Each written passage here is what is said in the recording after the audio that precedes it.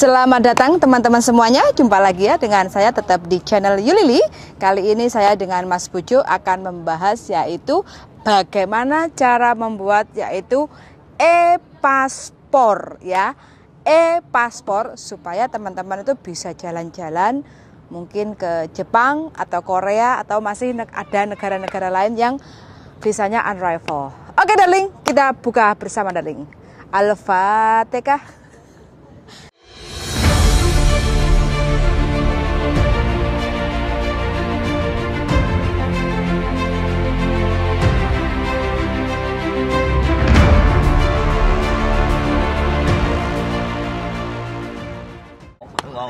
Oke, kita kan sekarang paspornya udah ganti darling ya. Nah ini paspornya bujuku dan paspor saya itu sudah e-paspor. Nah pengalaman kami akan kita sharingkan di sini yaitu kenapa kok kita membuat visa, bukan visa ya. Kenapa kita kok membuat yaitu e-paspor dan bagaimana cara membuat e-paspor itu persyaratannya seperti apa aja. Terus bedanya e-paspor dengan paspor yang biasa teman-teman bikin di KJRI Hongkong itu bedanya apa? Oke, kita bahas darling. Mulai dari awal dulu. Jadi enaknya apa? Persyaratan dulu apa alasan kita membuat e-paspor? Yo, apa bedanya e-paspor dulu? Oke. Apa bedanya e-paspor dan paspor biasa? Paspor biasa kan biasanya rare kan buat di KJRI Hongkong atau biasanya juga ada sih di Indonesia ya, banyak cabang imigrasi itu juga bisa untuk memproses yaitu pembuatan paspor. Karena untuk e-paspor sendiri ini ada di tempat-tempat tertentu yang melayani untuk pembuatan e-paspor. Bujuku, perbedaannya apa? Kamu kan lebih cerdas, lebih pinter. Iya. Oke, monggo. Monggo apa? Mangan. Tunjuk. Makan roti. Iya. Perbedaan Yes. Jadi karena beberapa tahun kebelakang kemarin itu Indonesia sudah bikin kerjasama dengan beberapa negara ya, se-Asia Tenggara. Karena presidennya Pak D ya. Pak Jokowi. Pak Joko kan. Pak D Joko. Dodo. Itu kan beberapa negara seperti Korea, Jepang itu kan dulunya menggunakan visa normal ya kan. Nah karena adanya e-paspor ini bahkan ke seluruh dunia, e-paspor ini diakui di seluruh dunia. Jadi untuk pengurusan visanya jauh lebih mudah ketika menggunakan e-paspor. Jadi pada prinsipnya perbedaan antara paspor biasa dengan e-paspor itu kalau kita gunakan untuk perjalanan ke luar negeri, ini yang pengalaman saya ya, ketika menggunakan e-paspor ke Asia Tenggara, misalnya negara Jepang ataupun Korea, itu diberikan kemudahan. Jadi dengan adanya e-paspor kita bisa mendapat apply visa Jepang itu bisa 3 tahun. 3 tahun dan kita bisa bolak-balik. Maksimal Berarti 14 hari. Berarti more than one time. Jadi kalau dibilang itu bisa berkali-kali. Bisa berkali-kali ke Jepang selama 3 tahun. Dan maksimal dalam sekali perjalanan itu 2 minggu. Dan kita waktu bikin visa Jepang itu apply itu gratis kan kemarin itu? Ya, nggak berbayar kalau kita pakai e-paspor. Pakai e-paspor, jadi kita bikin visa Jepang. Jadi kalau kita mau ke Jepang kan otomatis ada visanya. Dan kita datang ke konsulat yang berada di Surabaya, konsulat Jepang ya. Nah itu gratis. Yang penting syaratnya kita harus memegang e-paspor. Nah, ini paspornya siapa? Ya punyamu. Oh, kemarin tak golek gak enak. Ada. Nah ya e-paspor. Kalau tandanya bukunya dari luar itu di sini ada tanda. Ada chipnya. Ada kotaknya. Tanda kotaknya di luar. Tapi kalau paspor biasa nggak ada. Dan di Indonesia untuk pembuatan e-paspor ini hanya ada 3 tempat. Yang pertama di Batam, yang kedua di Jakarta, yang ketiga di Surabaya. Hanya 3 tempat itu yang melayani. Dan kebetulan kemarin kita membuat yang di Surabaya. Iya. Punyamu udah mau habis loh darling. Coba cek. Iya. Apanya yang habis? Masa berlaku paspor. Masa? Iya. Soalnya kan kamu duluan yang bikin. 2022. Nah, tahun depan kan? Loh iya ya, Iya. Oktober. Iya. Bikin visa itu belum kepake. Wah iya. Heeh. Ke Jepang udah kepake. Itu pakai yang visa lama, visa yang e-paspor belum kan? Udah kepake satu kali. Udah kepake satu kali. Udah kepake satu kali visa Jepang. Makanya kita mesti ke Jepang kan, kemarin agendanya mau ke Jepang kan. Iya, sampai cancel. Jadi kayak gitu perbedaannya teman-teman, bahwa visa ini Korea juga bisa gitu loh. Kita ajukan di konsulat Korea kan. Maka kita juga bisa bolak-balik di Korea selama 2 minggu. Maksimal stay 2 minggu. 2 Kalau minggu. kita sudah bikin e-paspor, terus kita pengajuan visa ke konsulat Jepang atau konsulat Korea. Terus syarat pembuatan e-paspor gak beda sama paspor biasa. Sama, semua sama. Semuanya sama. KK, KTP, akte. Jadi Kayak pada gitu. prinsipnya itu aja. Cuman biasanya mereka minta tambahan ya. Kalau mereka meragukan. Ya, Ini sebenarnya sesuatu yang menurut saya ya, aku nggak bisa mengeneralisasi, tapi Indonesia itu kadang kayak gitu loh. Jadi pemerintah kita itu nggak yakin sendiri dengan penduduknya gitu. Iya, Ya, padahal takut kita dibohongi gitu. Kita niatnya mau jalan-jalan sampai Jadi macam-macam yang dibohongi, ditanyain. harus rekening, jumlah rekening. Nah rata-rata rekening kalau kita sekali ya untuk meyakinkan bahwa ya kembali lagi itu prosedur ya, keimigrasian atau apa, aku nggak ngerti juga. Aku nggak pernah hidup di bidang pekerjaan itu. Jadi terkadang kita harus melampirkan saldo kita berapa, dokumen tambahan, padahal sebenarnya itu tidak dicantumkan Iya, gitu. sebenarnya tidak ada. Tidak dicantumkan dalam peraturan. Untuk Sebaiknya kalau e-paspor. sebaliknya kalau pembuatan e-paspor itu supaya kalian benar-benar pemerintah itu tahu bahwa orang ini mumpuni punya uang, ya ibaratnya kan ya lampirkan sekalian persyaratan. Iya. Minimal ada uang mengendap selama 3 bulan di rekening kita sekian juta. Jadi biar Tapi kita itu enggak persyaratan tambahan aneh. Persyaratan tambahan yang aneh. Soalnya kan yang bikin paspor itu kan otomatis dokumen toh. Dokumen itu kan udah cukup kan? E-paspor, KTP, akte, KK harus cukup. Iya, soalnya kembali lagi mereka itu mencegah terjadinya WNI yang ilegal keluar gitu loh. Jadi mereka itu ketakutan dengan hal itu. Aku nggak ngerti juga kenapa. Berarti ya pikirannya negatif tok. Nah, Nggak percaya. salah satunya kenapa begitu? Sekarang kalau kita di Hong Kong ya oke. Di Hong Kong aku dan dirimu kan. Nah, kita mau ngajuin kemarin tunjangan rumah ya. Dia nggak bersulit kan? Smooth, wes persyaratannya apa plok dilampirkan Syaratnya semuanya. beres, red. Tunggu sekian lama, ya udah. ACC selesai. deal kan? Iya, Dia nggak mikir apa-apa gitu loh. Jadi nggak harus, kalau memang ditolak ya ditolak aja gitu. Iya, dengan alasan tertentu. Kalau memang dikasih approve, ya udah.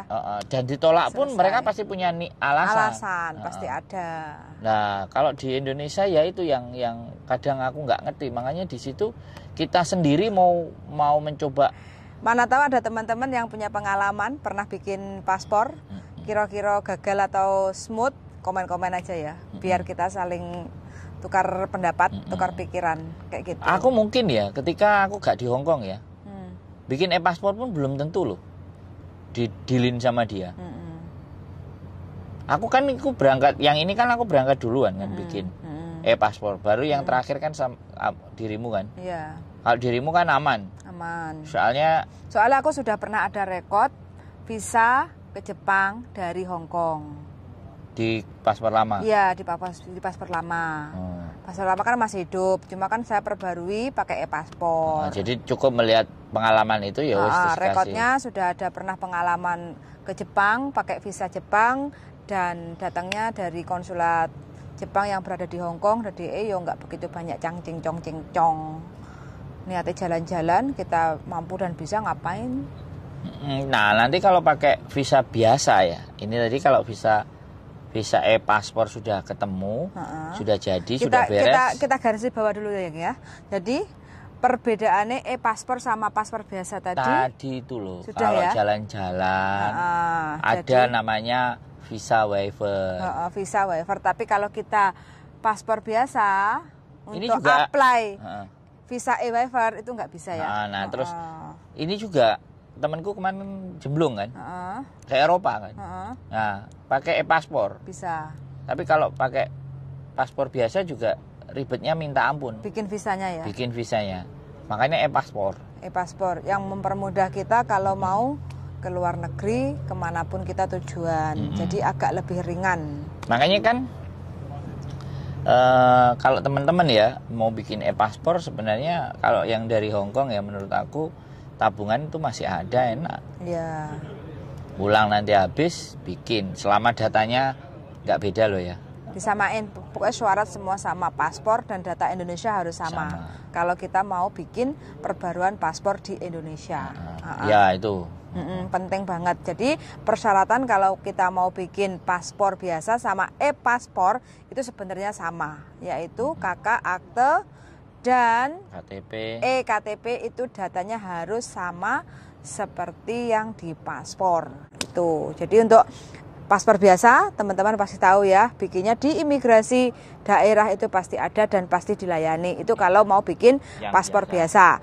Tapi kalau mau bikin e-paspor itu hanya ada di 3 tempat khusus di Indonesia, yaitu ada di Batam, Jakarta, dan Surabaya. Kebetulan saya kemarin tahun 2019 itu bikin di Surabaya.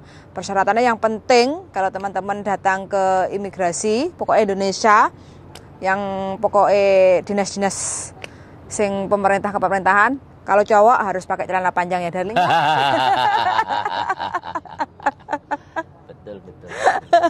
Untuk yang cowok harus pakai celana panjang. Kalau celana training olahraga nggak boleh juga loh. Baju rapi. Iya, sama hem kayak gitu ya. Indonesia.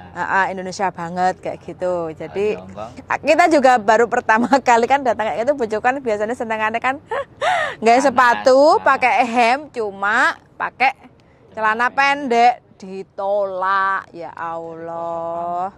Malah jadi tukang sopir deh nunggu.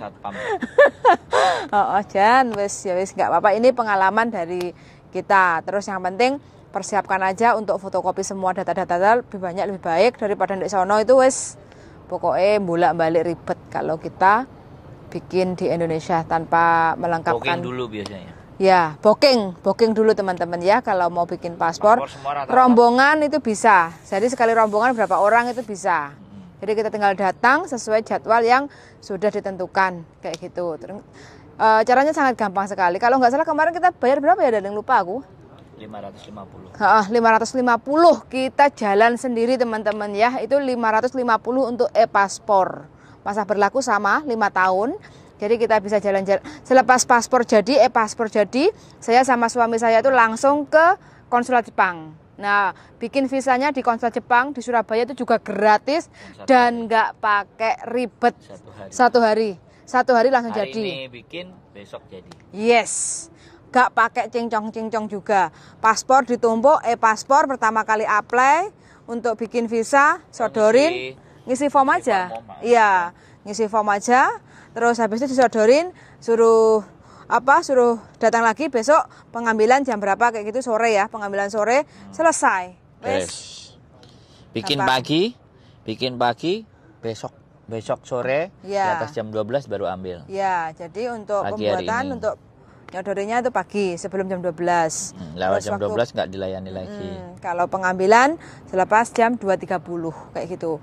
Wis pokoknya gampang banget. Kalau di konsulat Jepang itu nggak usah pakai biaya, nggak nyampe 30 menit. Pokoknya cepet serat ngisi, terus habis itu langsung masukin, selesai. Cuma di sana kita nggak boleh ada data rekod foto atau video, jadi kita nggak ada bukti-bukti ya, nggak bisa ngambil kayak gitu. Akurat banget kan tempatnya kayak gitu. Kalau aku bikin kemarin, aku kan juga pernah bikin visa di Jepang.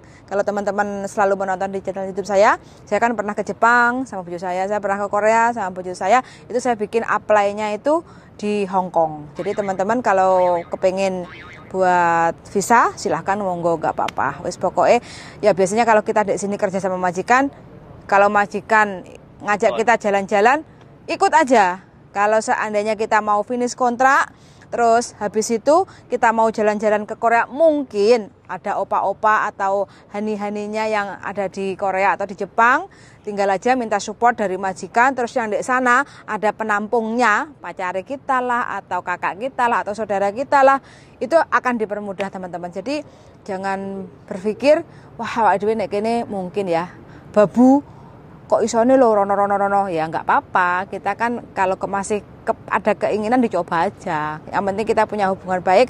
Kalau di Hongkong tinggal sama majikan ya nggak apa-apa kayak gitu, nggak ada yang salah, nggak ada yang salah, mau dolen itu nggak ada yang salah, bebas. Tapi kalau mereka eman-eman duitnya nggak apa-apa, kayak Indonesia ya nggak apa-apa juga. Iya, pilih ya. Biasanya kalau yang masih muda-muda ya, yang teman-teman yang masih belum berkeluarga, yang biasanya kan juga naik haji, nah kan ada juga tuh. Yo. Jadi kita mumpung ada di sini, Hongkong, misalnya ada cuti 2 minggu ya. Prosesnya tuh nggak perlu nunggu sampai 5 tahun 10 tahun. Ada cuti ya, ada cuti 2 minggu. Bilang sama majikan aja, aku cuti mau aku ambil, aku mau ibadah haji, ya. Paisan. Paisan. Nah, paisan kalau paisan ke Arab, ke sana kan. Kita tinggal lihat aja prosedurnya kalau kita mau bikin visa ke Arab untuk haji. Ada kok teman-teman. Ada. Yang penting kita tinggal datang ke konsulat aja. Kita lengkapi semua prosedurnya, persyaratannya opo bla bla bla bla. Mungkin ya hotel, tempat tinggal di sana karena kita kan nggak ada keluarga. Itu ya kita siapin, kita lampirin. Bagi yang mau. Ya, bagi yang mau. Namanya haji itu kan. Biasanya kalau kita pakai paket travel itu biasanya komplit. Selain tiket kita ada booking hotel. Biasanya paket komplit. Kita tinggal persyaratannya kalau pakai travel ya kan. Kalau pakai travel. Tapi kalau pakai KJRI juga ada. Ada. Kemana senengannya lah. Cuma kalau paspor kita untuk visa ke Arab itu masih belum bisa ya, Deling? Nggak bisa. Nggak bisa ya? Ya bisa kita ya? Kalau ke Arab, ke Indonesia, karena kuota ke Arab kalau pas musim haji, baru haji aja. Kalau musim haji baru dibatasi, tapi kalau umroh sebenarnya enggak bebas. Nah, kita tapi paspor kita itu kalau ke Arab untuk umroh atau apa kayak gitu? Dari mana? Visanya dari sini beda. Apa dari Hongkong? Kalau dari Indo, visanya beda nggak? Ya pasti beda dong. Ya kan nanti ditempelin di situ juga. Iya, maksud aku kan kayak on arrival kayak yang di Jepang kayak gitu loh. Enggak. Oh berarti kalau yang di Arab harus sekali datang berapa hari ya. Dia ngasih harinya maksimal 1 bulan gitu, 30 hari gitu. Ngasihnya dia berapa, kebutuhan kita bagaimana gitu loh. Aku juga belum pernah pengalaman untuk yang kalau ke Arab. Mana tahu juga ada teman-teman yang punya pengalaman terbang dari Indonesia ke Arab khusus untuk umroh ya atau haji. Silakan komen, atau barangkali ada teman-teman yang bekerja di Arab Saudi itu kan bekerja. Kalau khusus turis ya. Khusus dari Indonesia ke Arab, turis, silakan komen. Boleh komen. Kalau kerja kan pasti lewat PJTKI kan, karena kan sudah ada penempatan khusus kayak gitu. Atau juga mungkin ada teman-teman yang dari Hong Kong pernah naik haji ke Arab dari Hong Kong. Nah, silakan komen. Karena saya juga belum pernah dan belum dapat info bagaimana. Kalau googling sih bisa, cuma kan nggak ada salahnya. Lebih enak datanya. Iya, kalau langsung ada manusianya. Iya, kalau ada teman-teman yang sudah punya pengalaman, kita sharing di sini, luweh mantap kayak gitu. Jadi ini teman-teman ya, persyaratan kalau kita mau bikin e-paspor, dan perbedaannya e-paspor sama paspor biasa itu opo mau dijelaskan karo bojoku. Nah, mungkin teman-teman yang bertanya di Hong Kong bisa nggak untuk membuat e-paspor? Jawabannya beda, Ling. No, sementara masih belum bisa. Ya, sementara. Bukan tidak bisa, belum bisa karena baru ada 3 negara. Ya, 3 negara, baru ada 3 kota. Batam, Jakarta, dan Surabaya. Ya, jadi kalau teman-teman kepengen bikin e-paspor harus waktu pulang di Indonesia. Kayak gitu. Wis pokoknya pinter-pinter teman-teman ngomong sama petugasnya. Kalau kita bisa meyakinkan, explain, ya pasti, kenapa tidak, pasti bisa. Nah, kayak gitu. Siapa ngerti untuk lucky draw vaksin, untuk duit jalan-jalan. Iya, kita belum daftar. Iya, kita belum daftar. Terus jalan-jalan Korea, dapat jodoh di Korea, tinggal di Korea, seneng toh. Amin. Amin. Doa kan, ucapan doa ya diamin. Yes. Oke teman-teman, ini adalah sharing kita hari ini untuk pembuatan e-paspor dan manfaat kalau kita udah memiliki e-paspor. Manfaatnya apa belum? Kita belum membahas ya manfaatnya. Yaitu tadi kalau ke Jepang, Korea itu bisa berkali-kali, multi entry namanya. On arrival itu multi entry. Multi entry. Nah, sekali entry 14 hari. Dan itu selama 3 tahun. Nah, itu yang ngasih cap 14 harinya di imigrasi negara yang bersangkutan yang kita datengin. Jadi kalau kita berangkat ke Jepang kan kita udah punya nih visa visa waivernya kan. Oke, dari Indonesia mesti oke jalan. Nah, begitu nyampe di Jepang udah dibaca sama mereka. Terus mereka kasih visa, kita tinggal 14 hari. Aku pernah sudah sekali itu kemarin bikin. Ya kan sama keluarga. Tak pakai kan yang ini, yang ke Jepang. Waiver. Kamu udah perginya dari Hong Kong itu. Lah iya, tapi kan waiver dari sini. Aku kan nggak ngajuin lagi. Aku kan nggak ngajuin lagi. Kalau kamu kan ngajuin di Tinau waktu ke Jepang dulu itu. Bikin aku visa berangkatnya dari Jepang sini. Juga nggak susah, cuma bayar. Di mana? Kalau di Hong Kong. Ya kalau buat teman-teman ya kembali lagi karena ada majikan kan. Ya memang bayar, yang bayar kan majikan kalau jalan-jalan. Tapi kalau mereka ada teman-teman mau jalan-jalan sendiri, nah majikannya yakin nggak sama kita? Lebih bagus itu menjelang finish. Menjelang finish ya. Tapi aku juga nggak ngerti kalau pas kita berangkatnya pas finish sudah 14 hari pas meninggalkan, apakah Hong Kong mau melepas? Enggak, kalau di Hong Kong sesuai pengalaman aku masih ingat ya darling, kalau ke Jepang itu harus ditanyain tiket baliknya. Baliknya ke Indonesia kan oke. Iya, harus ada. Oh, harus berarti ada tiket. Berarti teman-teman pada saat negara. pulang, pada saat berangkat dari Jepang, baliknya itu Jepang ke Indonesia. Iya, harus ada baru mereka dikasih kasih masuk ke Jepang kayak gitu, baru diizinkan untuk masuk. Berarti sebenarnya teman-teman pulangnya bukan tiket Hong Kong ke Indonesia, tapi Jepang ke Indonesia. Hong Kong, Jepang, Jepang, Indonesia, mantap ya. Cobalah. Gimana Hong Kong? Ya, Hong Kong, Jepang, Jepang, Indonesia. Iya, masalahnya kan tiket yang dibelikan sama majikan itu kan. Ya, kita kan mau ke dua negara, otomatis ya kita pakai kantong kita sendiri dong, atau kantongnya si opa. Ya nggak mikir opa lah, tapi berarti ketika dikasih tiket sama majikan kita minta ganti duit. Iyalah, pokoknya nego-nego. Kalau kita kerja lebih dari 6 tahun aku rasa boleh. Nego-nego ya, kasih duit aja, aku nggak usah kasih tiket, aku nanti pikir tiket sendiri. Iya, utawa majikannya sing mesenke malah jos. Jepang ke Indonesia. Iya. Berarti udah baik gitu majikan. Banget. Aslinya Bang Hong Kong itu baik-baik, tinggal kita komunikasinya aja. Sama majikan itu bagaimana? Wis baik. Baik. Aku rasa Hong Kong itu baik. Jadi masalah adalah ngomong aja. Iya, kita tinggal diskus sama majikaniku cara ngomongnya bagaimana, wis pokoknya ngambil selai. Oh, ora opo-opo, wis santai banget. Majikan Hong Kong itu open minded. Sangat yang tahu. Enggak. Yang ngerti. Biasanya arek-arek kan teman-teman itu kan kejawen, sungkan. Ora penak. Padahal gak iso kayak ngono ya. Hongkong gak bisa begitu. Enggak ada kayak gitu. Awakmu yo gak play kayak entut kayak goreng yo ngono ngomong. Iya, tapi yo enggak usah pakai bahasa kalbu lah. Bahasa kita kan bahasa cinta. Oke. Aku gak seneng bos kayak mangan iki. Dada sing sang aku gak seneng mangan iki. Ngono oke kan? Gak seneng. Aku gak suka makan ini, aku gak bisa makan ini.